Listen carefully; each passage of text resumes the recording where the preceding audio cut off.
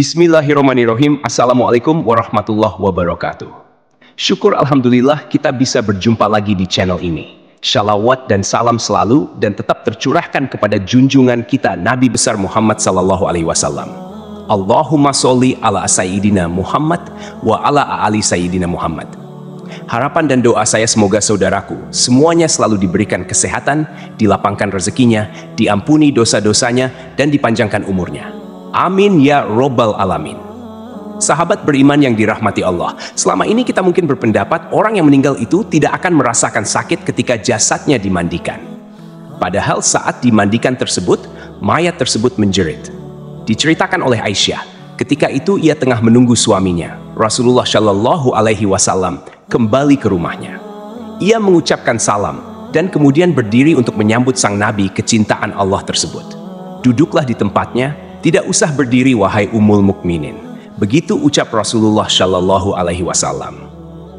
Rasulullah Shallallahu Alaihi Wasallam kemudian turut duduk bersama Aisyah dan kemudian meletakkan kepalanya di pangkuan istrinya tersebut.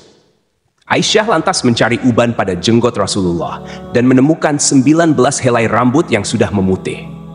Aisyah kemudian berpikir dalam hatinya, sesungguhnya baginda akan meninggalkan dunia ini sebelum aku, sehingga aku akan menjadi umat yang ditinggalkan oleh nabinya.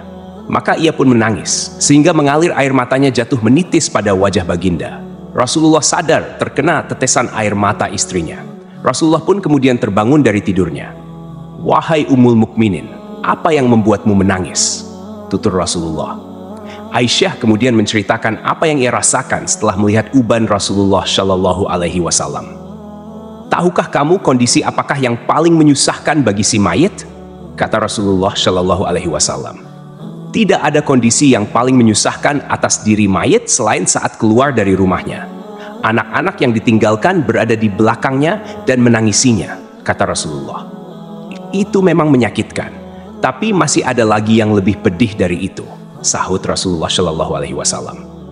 Tidak ada kondisi yang lebih berat atas diri mayit selain saat dia dimasukkan dalam liang lahat dan dikubur di bawah tanah. Para keluarga, anak, dan istrinya meninggalkannya pulang. Setelah itu datanglah malaikat munkar dan nakir dalam kuburnya, ujar Aisyah. Baginda kemudian tersenyum simpul mendengar jawaban istrinya ini. Beliau lantas menjelaskan bahwa sesungguhnya saat yang paling berat bagi mayit adalah ketika datangnya tukang memandikan mayit. Pemandi jenazah biasanya akan melepaskan cincin yang dipakai si mayit, melepaskan pakaiannya, kemudian memandikannya. Saat itu, roh akan menjerit keras dan suaranya dapat didengar oleh seluruh makhluk kecuali jin dan manusia.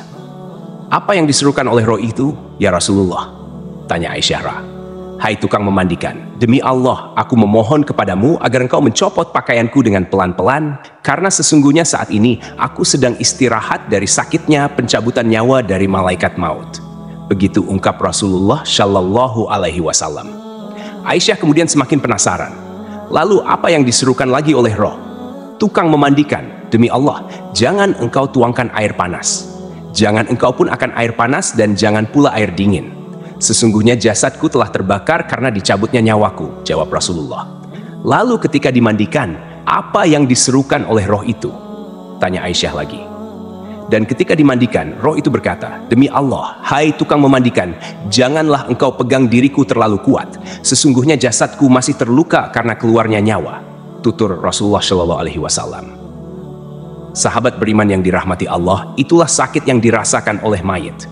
Tentu kita sudah tahu bahwa saat pencabutan nyawa itu rasanya begitu menyakitkan, dan bahkan Rasulullah Shallallahu Alaihi Wasallam pun merasakan hal yang sama, dan bekasnya masih terasa hingga saat dimandikan.